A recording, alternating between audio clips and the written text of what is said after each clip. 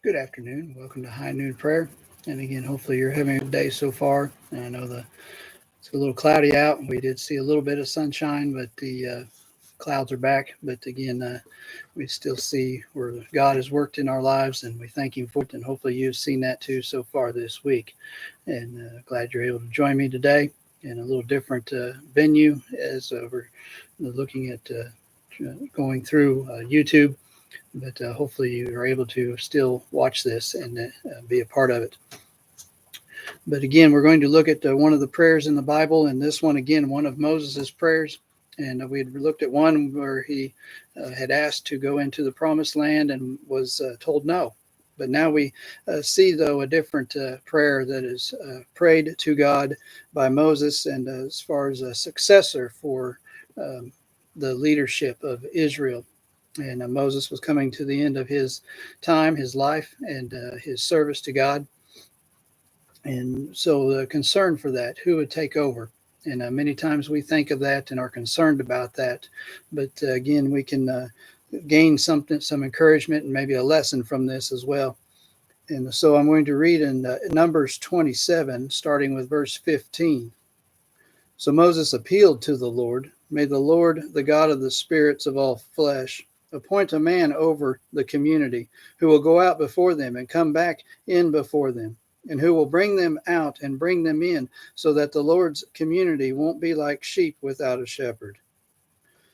And then here of course, that's the prayer that Moses prayed, and an interesting one that he wanted God to choose a successor, and again, one that would go out and that would lead, go before them, just as Moses did. Go before the people, lead the people out, lead them in, and go before them, and probably go before them to God, and still and have a relationship with God, just as Moses did. And then in verse 18, we see God's answer to his prayer. And the Lord replied to Moses, take Joshua, son of Nun, a man who has the Spirit in him, and lay your hands on him. Have him stand before Eleazar, the priest, and the whole community, and commission him in their sight. Confer some of your authority on him, so that the entire Israelite community will obey him. He will stand before Eleazar, who will consult the Lord for him with the decision of the Urim. He and all the Israelites with him, even the entire community, will go out and come back in at his command. And so we see the answer there. And God specifically told Moses who he had chosen, and a specific person, that being Joshua, and maybe one that we might have not think of as a leader. We see him mentioned a few times throughout. And of course, one of the ones that went to scout out the promised land. And then at other times, he was the one that was on guard, if you will, at the entrance to the tabernacle. So I'm sure that through that, he learned a lot and was mentored a lot, even by Moses, and saw and heard maybe even the interactions of with God and Moses, and what they had with each other. And so he was still able to learn and was prepared. But we know that by his the mentions of him and the interactions of that we read about, that he was a bold man, and a man of that believed in God and believed in God's power and his ability to provide for the Israelites. And we can read about that. If you can read about that when again they are sent to scout out the promised land.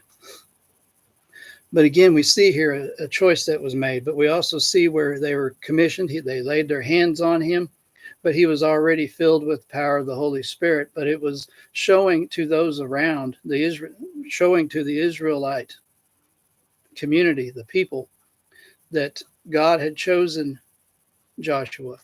And so by laying on of hands and praying over Joshua, it gave appointed to a church and installed as the pastor of the church, and that you. And I live now, where you have ranchers and farmers, and that is an ordained ministry, and it can be. And it made me think that do we do the same thing? Do the farmers and ranchers seek someone to take their place, to replace them, to take over what they are doing. And I see in some areas where the younger generations leave, and there's no one left to take over. And it makes you think and wonder what needs to be done and what can be done.